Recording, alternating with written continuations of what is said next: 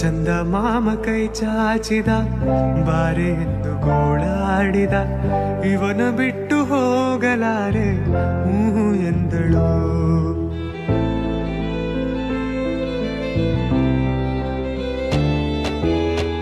ಅಂತರಂಗ ಹಾಲಾಯಿತು, ಅಂತೂ ಇಂತು ಹೆಪ್ಪಾಯಿತು, ಪ್ರತಿ ಜನ್ಮಕ್ಕಿವಳೇ ಎಂದು ಒಪ್ಪಾಯಿತು.